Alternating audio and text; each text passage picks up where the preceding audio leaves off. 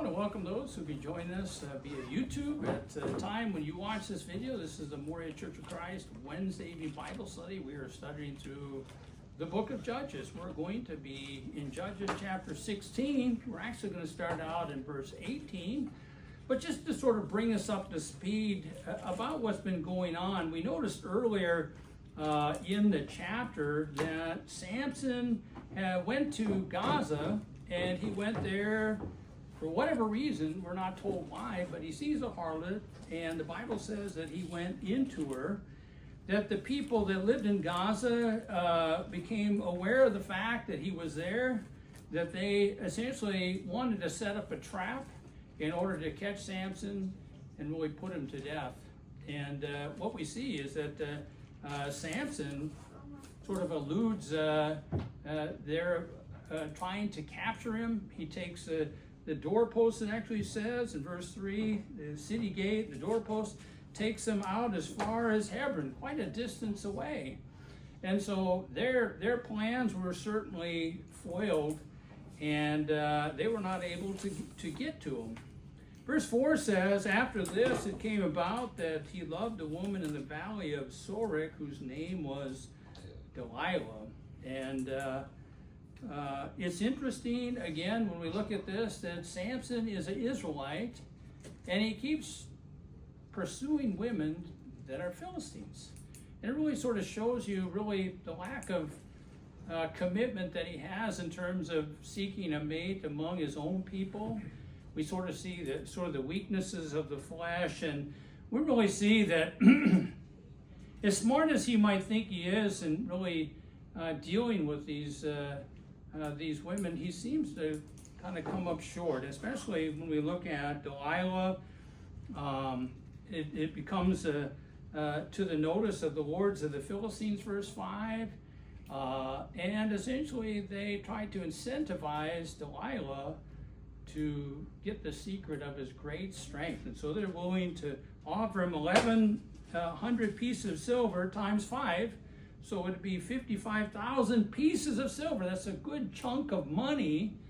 And so Delilah certainly takes him up on their offer. And what she does is try to coax the answer out of him. And so we have gone through a series, actually 3 times, in which Delilah has asked Samson the secret of his great strength, only to have Samson say, well, it's this or that. You know, we talk about these ropes, whether it's fresh cords or whatever.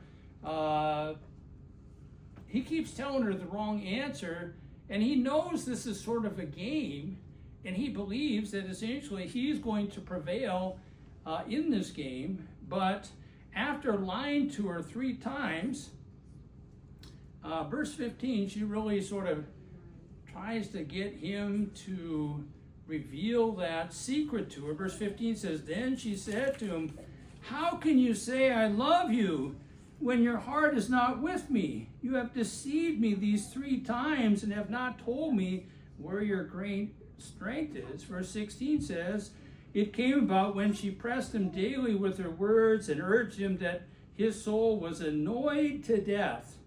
So he told her all that was in his heart and said to her, a razor has never come on my head, for I have been a Nazarite to God from my mother's womb.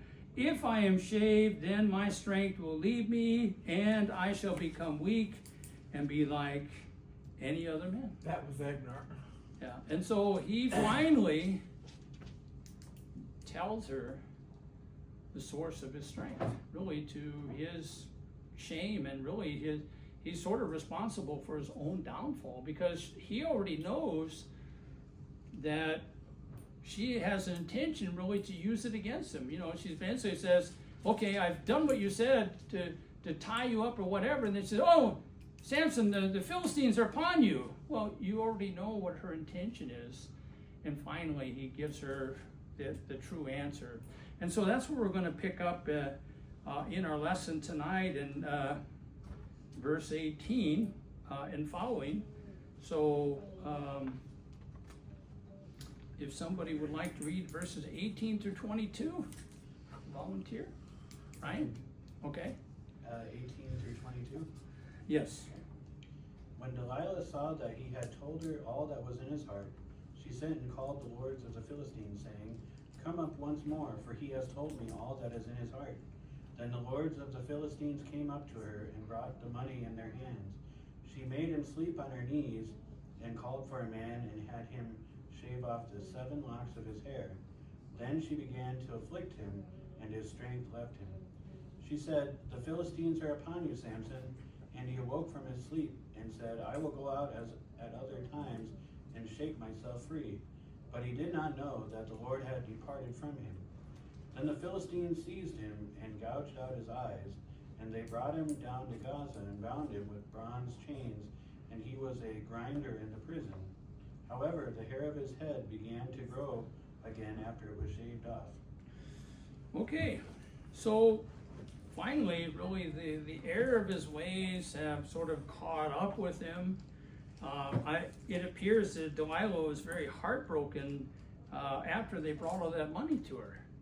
I mean, essentially, she betrayed him. She was happy to get all that money. I'm saying that facetiously, but he has come up and he's told me all that is in his heart. And so the idea is this time he's really told me the truth.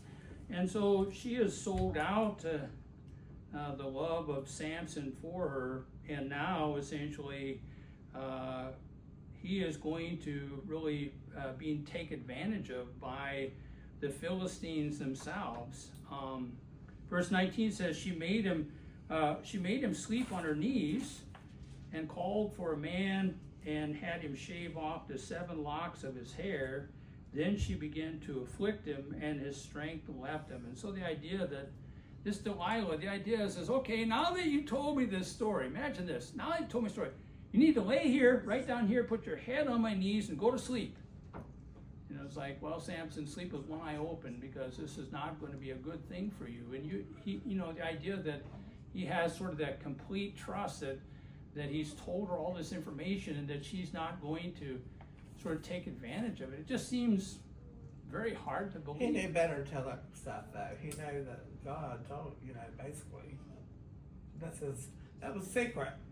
That was not to be revealed to those people. Well, there was nothing really in the Nazarite vow that essentially, like the Israelites would probably have known that, but not the Philistines. And so he used very poor judgment, just as going after Philistine women. Yeah. He used very poor judgment in revealing the source of his strength, because he knew that it was going to be used against him.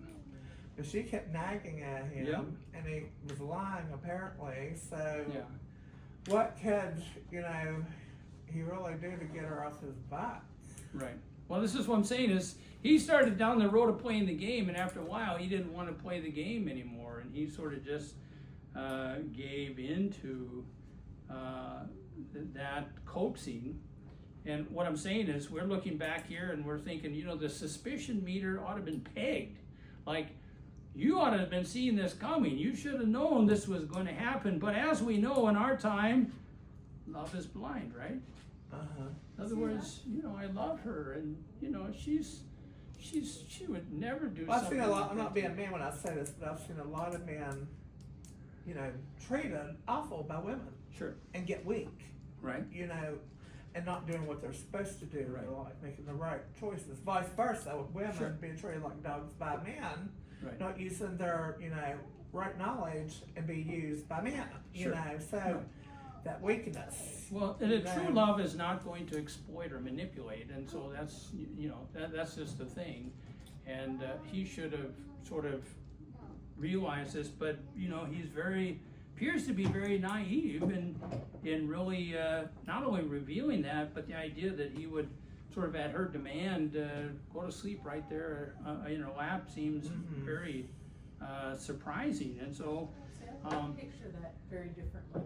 what's that? I picture that, I think, very differently Okay. than the way we're talking about it. Yeah. Because when I read the detail, like when the first time the rulers of the Philistines came and they hid, Yeah. she would say the Philistines are upon you, but it doesn't say he ever saw them or they Yeah. ever tried to capture him. True. So if I was making a drama, Yeah. a play, I would have Delilah being very coy and very, Okay. tell me your strength. Oh, Yeah. come on. Come on. and then tried it. Oh, they're appointing. Oh, I was just testing it. And look, and you don't trust me. Yeah. And be very coy about Yeah. it, very playful, and make it Yeah. like it's a play banter thing. Okay. Until he's finally like, okay, fine. I'll tell you. And now it's for real. Right. But like he never really thought Yeah. that she was working for the enemy. Yeah. She, you know, we have to hand it to her. She knew what she was doing. Mm-hmm. He might have Oh, been yeah. physically strong, and she would have never been able to hold him down and tie him up. But you know, sort of mentally, she was out in front of it. She knew exactly Yeah. what to do. Yeah, and I mean, he wasn't stupid, so I just tend to think she was making it like a game, Sure. Oh yeah. like a lover's game. Yeah. And he Yeah, didn't absolutely. take it seriously. Yeah. I think so. Timothy, you had something? I was just thinking, it's like Samson keep maybe what he knows would be his ultimate end. He keep it too close for comfort. Yeah. Just like for Christians today, you can't keep a sin too close for comfort. You hear Right. some people will say, I know myself, I know my gauge, I know how many bottles that will intoxicate me so I can control myself. Or especially with students when you are in school, you say you know yourself, you work with bad guys, bad friends, and Yeah. you say I know myself, I know when to pull out. No, you don't know yourself to that extent. So you can't keep seeing too close and say, I know when to pull out. No, it's Right. like that you cut it off immediately. Right. Assuming the first instant when Samson actually know this lady is working for the enemy, is seeking Yeah. my downfall. Oh yeah. He decided to call it a quit. Maybe the story wouldn't have ended this way. But she still, despite he knows what will be the end, Sure. she still keep her very close. Right. So for Christians, we should, the Bible say, resist the devil and he will flee away from you. Say, flee away from all appearances of evil. So Right. anything sin, anything you know, Right. this thing is not the glory of God for me. This Right. thing will not glorify God, or this thing will not portray me as a Christian. Sure. Don't. Yeah. Don't bother to associate with it. Yeah. Don't say, let me have a small taste, then I will pull out. No. Sure. Because at the end, it may be too late for you to realize it before you pull out. It may just overwhelm you all of a sudden. Right. So I think Samson was thinking, I have strength, I can control everything under me, but as you can see, it doesn't. Yeah.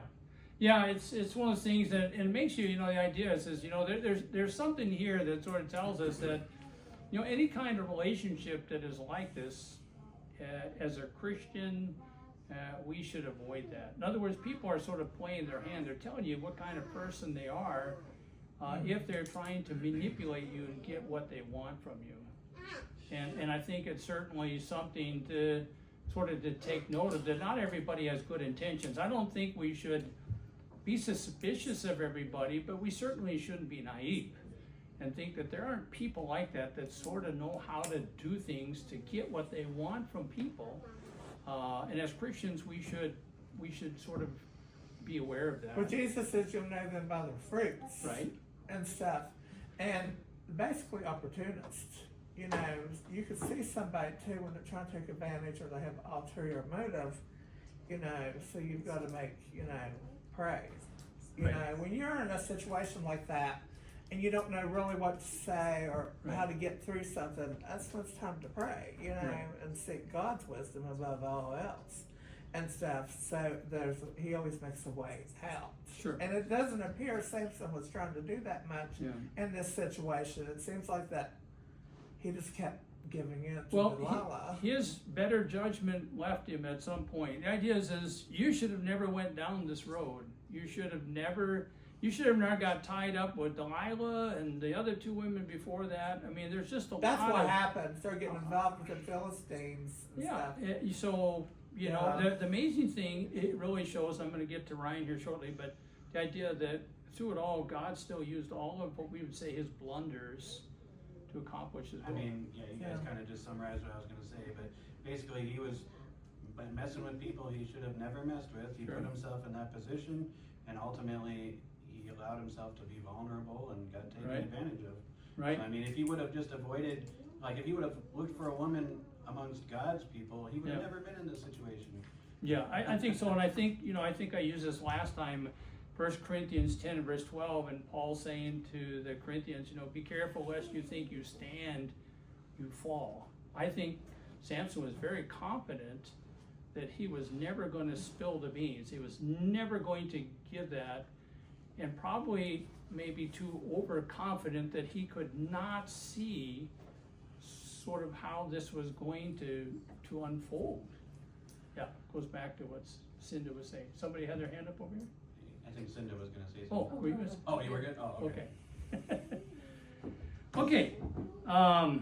So we're gonna go on to verse 20 here. After verse 19 says, she began to afflict him. So the idea here, the Hebrew word is to afflict by imprisonment or bonds. And his strength left him. And so imagine sort of Samson, the idea of, he doesn't really have the awareness that now all of a sudden that his strength is gone. I mean, the Bible writer is telling us this, but it doesn't appear when we read further that he even knows this is coming. He's going to know it. He's going to come to that realization at the last minute. Verse 20 says about Delilah, she said, "The Philistines are upon you, Samson." And he awoke from his sleep and said, "I will go out as at other times and shake myself free." But he did not know that the Lord had departed from him. And so I think it's kind of interesting, the idea of his strength leaving him, the idea that in verse 20, that the Lord had departed from him. Samson had really violated his Nazirite vow, and it's going to come at a heavy price as we continue to read here. We recognize that he is going to be in a position really that he's never had to be in before. Now he's not going to have the strength that he has always been able to rely upon. Verse 21 says, "Then the Philistines seized him and gouged out his eyes, and they brought him down to Gaza and bound him with bronze chains, and he was a grinder in prison." So I looked this word up in the Hebrew. It means to bore out the eyes. And ISBE, the International Standard Bible Encyclopedia, and McClintock and Strong Biblical Encyclopedia had notes in there that this was a cruel form of punishment used by foreign nations. The idea that you would essentially incapacitate somebody, the idea that you would take out their eyes, and now essentially you're almost leaving them in a helpless condition because you need your eyes really to be able to fight. The idea that you have taken their eyes means you have really taken a major strength away from somebody. The idea that they're not going to really be able to oppose you, and really they've sort of critically wounded you for life in taking your eyes. It says that they took him to Gaza and he became a grinder. What is he talking about? What do you think he means? He became a grinder, Ryan? I was gonna make a point before that. But, Sure. So I was gonna say, they took his eyes out. I'm guessing they did that partially because they know his history. They're like, Yeah. you take out his eyes, he's not gonna be able to, take out 100 of us with a donkey. Right. You Well, they said earlier they wanted to do to him what they did to their people, but he didn't gouge their eyes out. But I mean, obviously they realized that this guy is a real threat. Yeah. And if this is as it said here by these two encyclopedias, the idea is a cruel form of punishment. In other words, we're going to get him. And it didn't seem like they really wanted to kill him, although that probably would have been the smartest thing as we sort of go in here. The idea is we're going to sort of incapacitate you and put you at a major disadvantage, and then we're going to essentially sort of put you in a situation where you're going to be ridiculed. Okay? Any idea what a grinder is? It's like the two stones and put grain in between. Yeah. You have to push it in a circle. Yeah. So they had different forms. They had the smaller forms and the bigger form where they had it, where they would put the kernels in there, put the stone on there, and you point out the idea that you'd have an animal go around sort of this pole with the stones, and the idea of grinding their wheat. And we take a lot for granted. We just go to the grocery store, it's already done. But you have to do something to process it. In ancient times, You couldn't go to Hornbacher's and just pick up a, package of flour. But the idea that they had him doing that, and so it was really something that was something that regularly had to be done. International Standard Bible Encyclopedia, talking about all this, said that grinding of meal was a menial task considered the employment of a concubine. Hence, setting Samson to grinding at the mill was intended as a disgrace. In other words, this is something that is sort of beneath a lot of people. And hey, guess what? Now you're going to be doing it. So, although Samson is in view in this text, we can see really in a way the fall of a Christian when he or she falls away from God. And the idea here of a dramatic change in relationship with God. Here, the idea that God departed from him. He didn't have that strength. And so we think about, the Christian that falls away. Obviously, we're not talking about any kind of supernatural strength that leaves him, but the idea that you're no longer in harmony with God. Brother Kendall's been talking about all the blessings we have in Christ. And when you fall away from God, you're not going to retain a single one of those. At some point, the idea is you're not worthy of those blessings. Those blessings were given to you as a result of what Christ did on the cross and with the condition of obedience. And once you become disobedient, you're no longer going to have access to that. And so we think about, how Samson fell here. We ought to really think about, how awful it is for a Christian to fall away from God, because really he reverts back, or she reverts back to really being an enemy of God for doing so. Any thoughts or questions about that before I get on to verse 22? Well, you can really see what happened to Samson with disobedience. Yep. I mean, not just one, but two,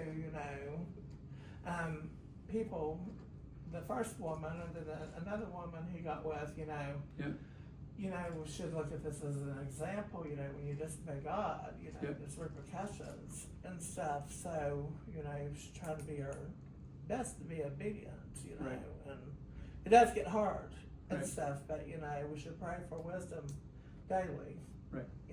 to make the right decisions Yeah, absolutely. and stuff. And not really put yourself in harm's way spiritually. And this is what Samson continually did, was put himself in harm's way spiritually. And eventually it caught up with him. Well, yeah, and a lot of people do. Yeah. I mean, making Yeah. their pride, their ego, and stuff. They make the wrong remarks, or just they don't want to change certain things in their lives. Sure. And stuff. They think they know better and Sure. stuff. So yeah, we got to watch the tongue and pride. Yep. Okay. Remember, the Bible writer is writing this, and this is interesting right here in verse 22. It says, however, the hair of his head began to grow again after it shaved off. And so when I saw this verse as I'm studying it, I'm going, because I know the author is sort of set this up for a comeback. And the is for the Philistines, if his hair grows back. And that really just makes us sort of think about, if you know the strength of his, if you know the power of his strength, or the secret of his strength, wouldn't you, when you send this guy up the mill, you guys that are watching over him, make sure you cut his hair, every other week or something, because we don't want it to come back.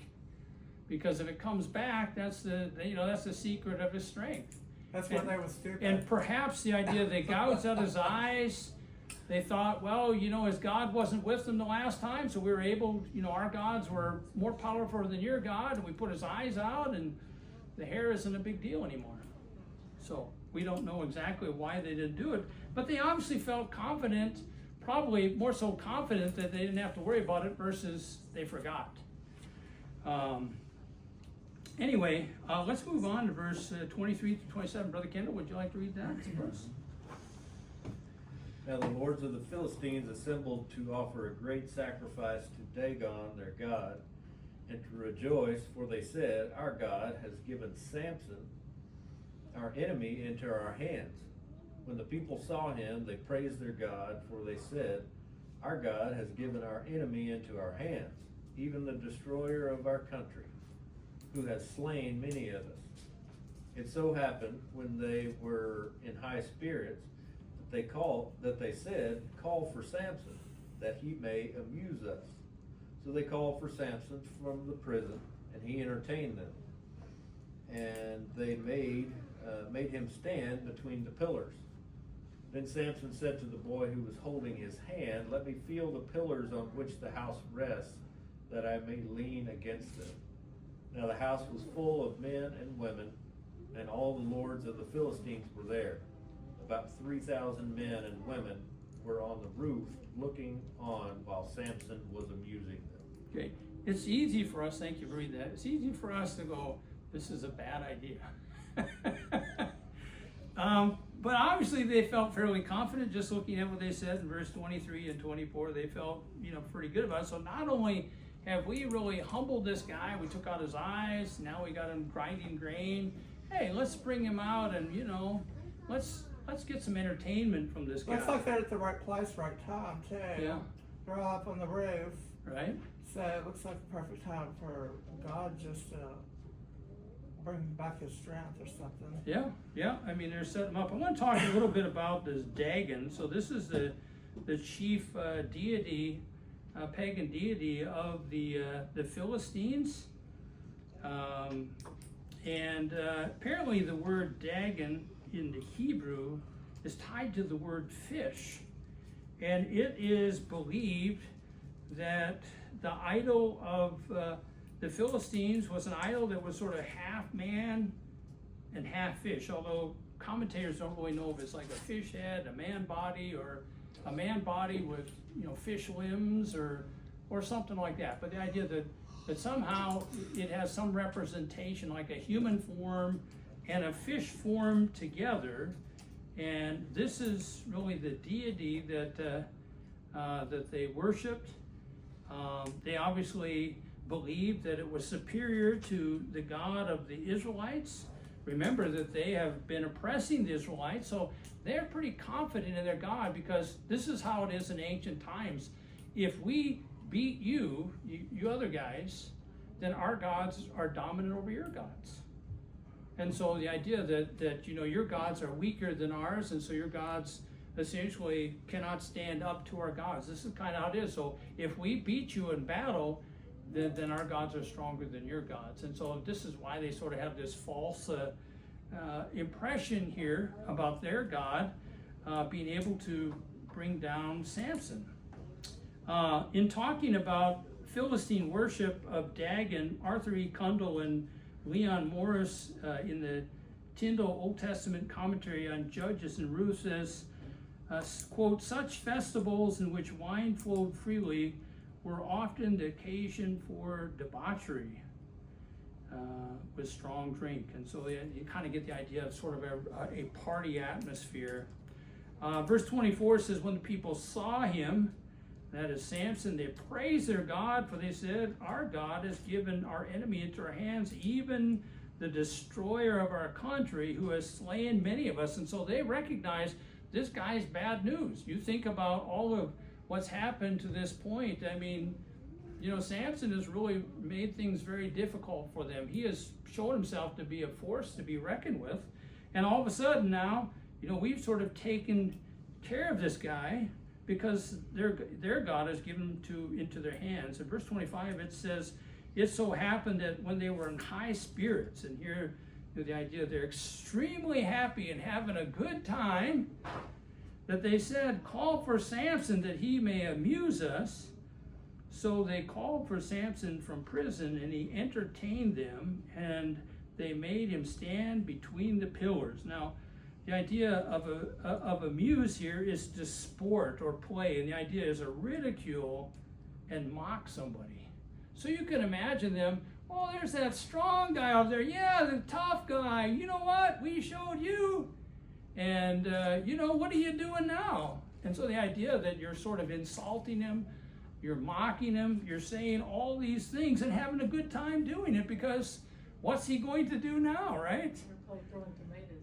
What's that? Throwing rotten tomatoes. There you go.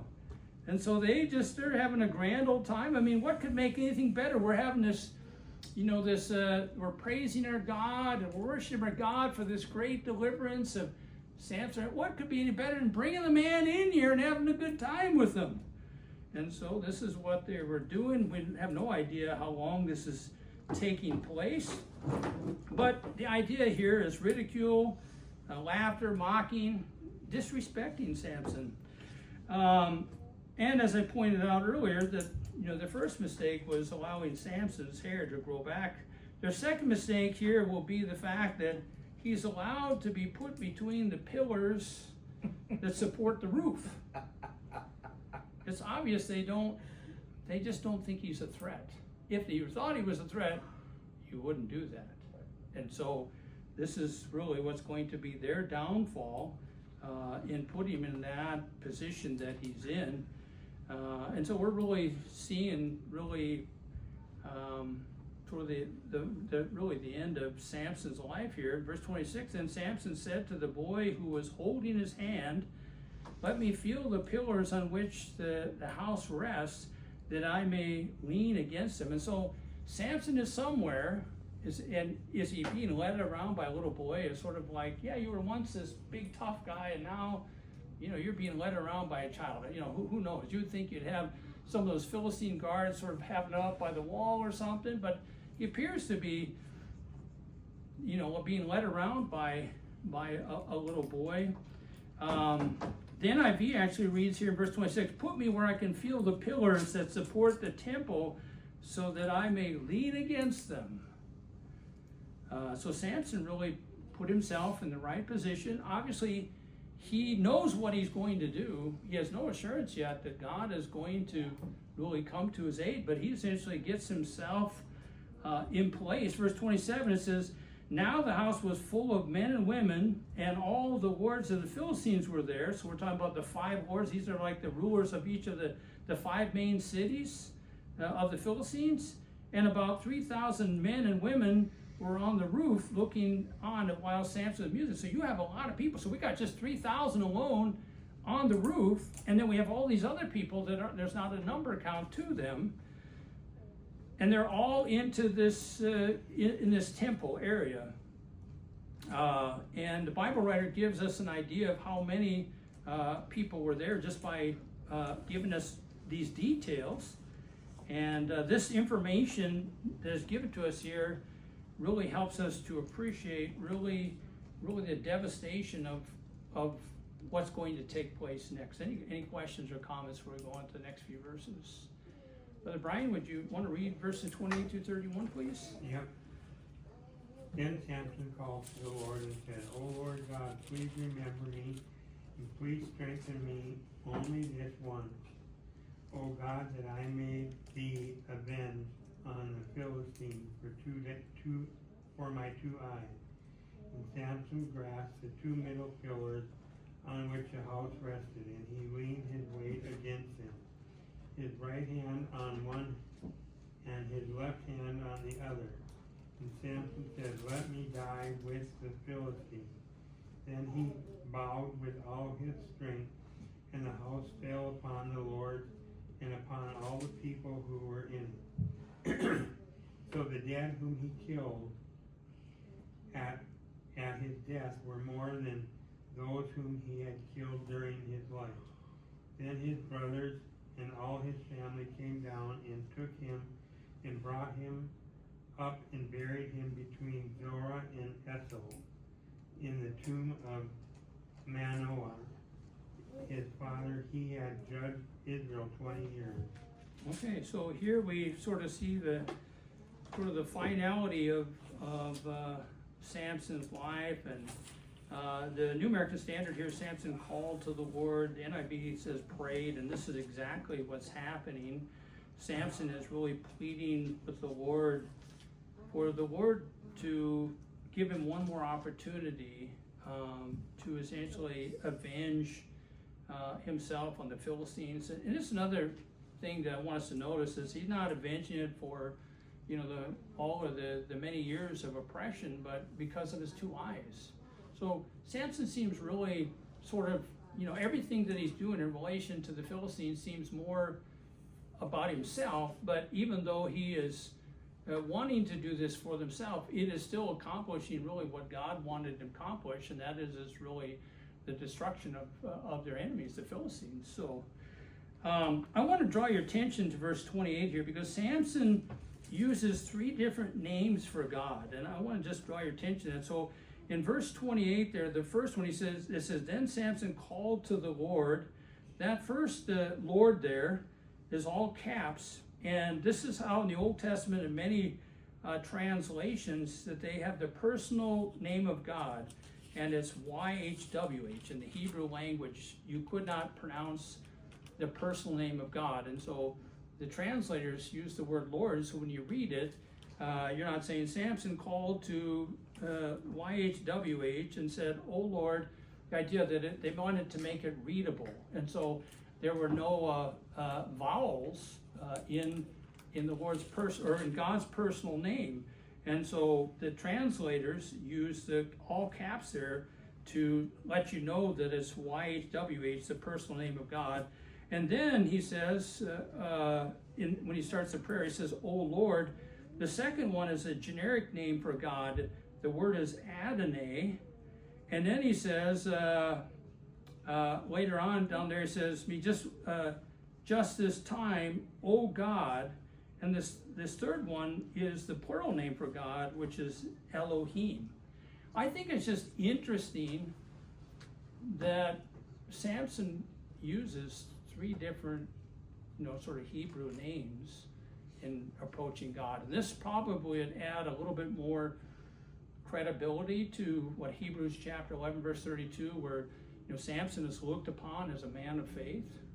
That the idea that he's praying to God, that he's shown his reverence to God, that he believes that God is the God of Israel, that God is powerful, can do all the things. It's just sort of interesting. Any thoughts about the fact that Samson uses 3 different names there for God?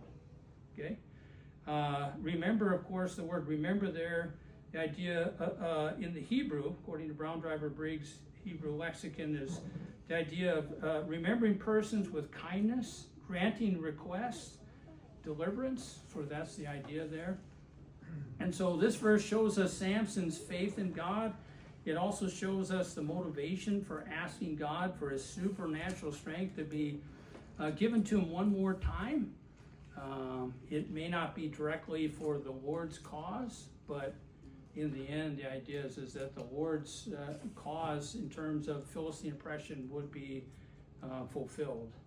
Verse 29 says, Samson grasped the 2 middle pillars on which the house rested and braced himself against them, the one with his right hand and the other with his left. Again, I look to the Hebrew language here, this grasp, so that's New American Standard, and the Hebrew says to twist, to turn. So grasp with a twisting motion. So it's kind of sort of trying to think the idea that he's sort of twisting this, and you can imagine how heavy that roof being down on those columns would have been, and the incredible amount of strength it would have taken. And so we sort of see, at least as I envision it, this man is putting forth every bit of strength that he has and able to, in order to pull these columns down. And so Samson gets himself in place. He prepares himself to really knock out the columns that are supporting the temple roof. Verse 30 says, and Samson said, let me die with the Philistines. And he bent with all of his might so that the house fell on the wards and all the people were in it, so that the dead whom he killed at his death were more than those in his life. And so the idea that all through his life, he said at one time he had a great slaughter, but apparently it's not going to be as great as what's going to happen here. And so if we were thinking about, these Philistines getting together, remember sort of they were in high spirits. Remember they were sort of having a good old time worshiping their God, that their God had given them deliverance. They never saw this coming. And this really shows you, that they underestimated really the power of God, that they had maybe thought that Samson was no longer a threat, but he certainly was the one that had triumphed over all of them, because not only did he die, but a great many of Philistines died on that day as well. And then we get the note here by the author in verse 31 says, then his brothers and all his father's household came down, took him up and buried him between Zorah and Eshtaol in the tomb of Manoah's father. Thus he judged Israel 20 years. And so we're getting the aftermath here. Zorah is where Samson's family is from, Judges 13:2. It is between Zorah and Eshtaol that the Bible writer indicated back in 13:25 that the Spirit of the Lord began to stir him. So that's what, are they talking about the same place? Sounds like it might be. And Samson's body was then taken to the burial place owned by his father Manoah and put in there. And that becomes the end of the story for Samson. Any questions or comments about that? What do you think when you sort of look at Samson's life as a whole? What do you think when you look at his life as a whole? He made a lot of bad decisions. Okay. That kind of caused him to have to go through a lot of this. It's self-inflicted, like kind of Yeah. what you think of. You know, when I see Samson's life, you know, I just kind of contrast to some of the other characters. I know David wasn't perfect, but, you know, David, you know, he made some mistakes too, but, you know, he was a man after God's own heart. And we've seen other people like that throughout, you know, the Old Testament that seemed really more in tune with their relationship with God versus Samson. And so while Samson, you know, he's credited with being this, you know, this really strong man, in so many ways, you know, he seems to really have achieved not the highest point in his life, because, you know, he sort of was more focused on his own agenda than on God's agenda. And I would say, if that's the case in a Christian's life, you know, that's not going to be a good thing.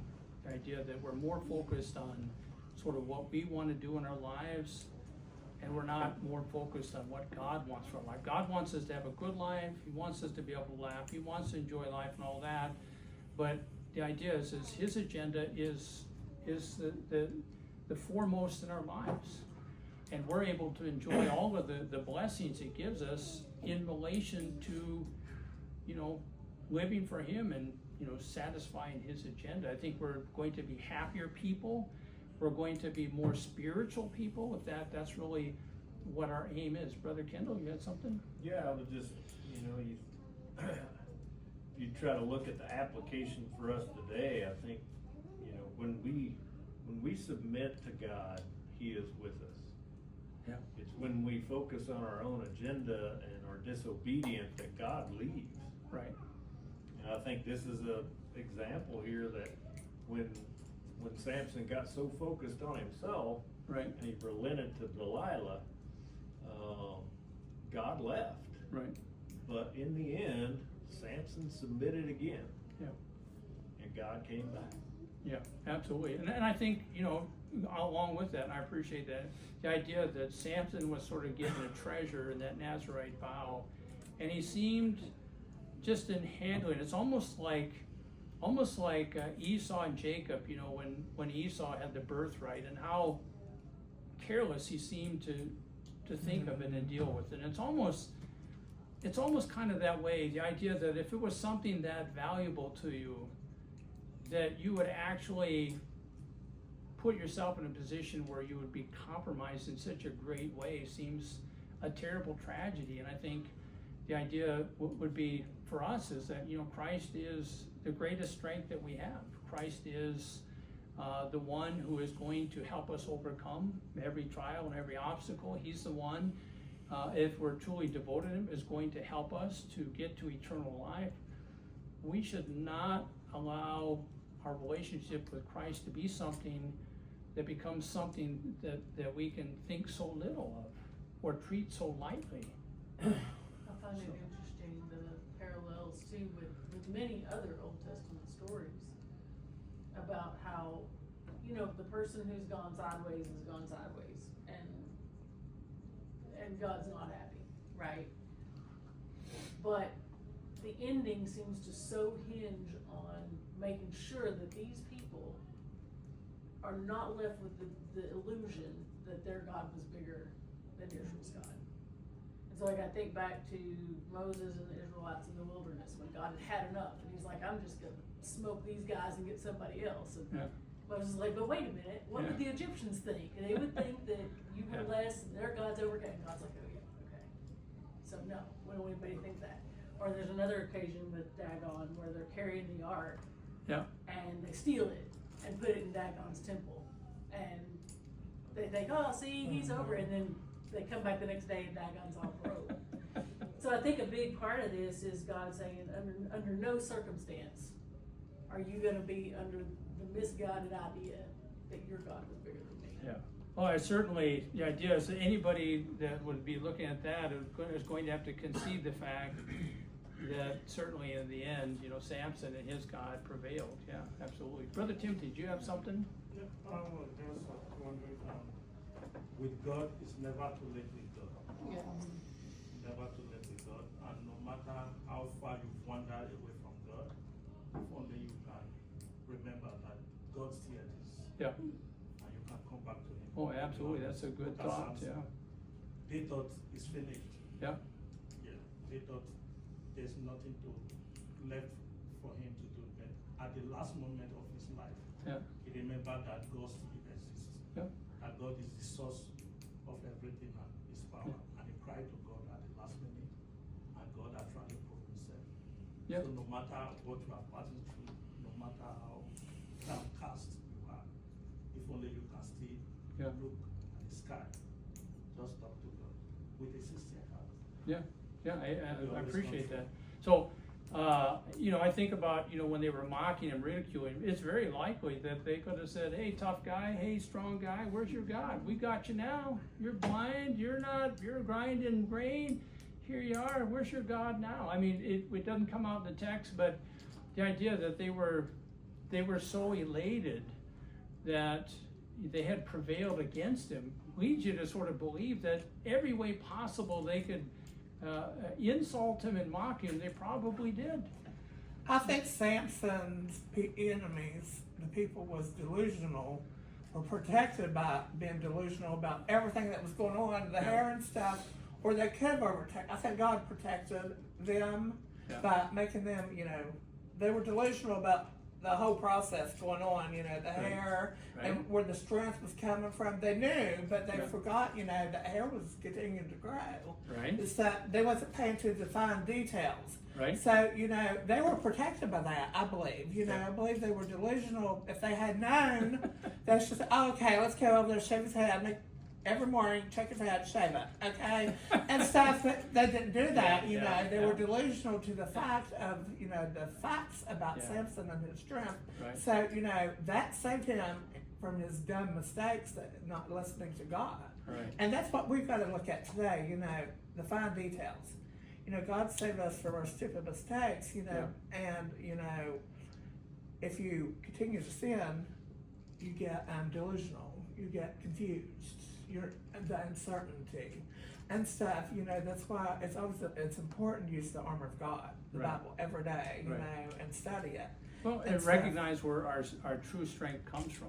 Our true strength Because really you can comes become from the Lord. delusional. Romans chapter 1 talks about that, you know, a reprobate, which is rejected of God and stuff. So you got to keep, you know, in tune with obedience and all that stuff. So. Right. No, I appreciate it. Well, that's about all the time we have. So we want to thank those who will watch this video sometime in the future. God bless you. Hopefully it's an encouragement to you.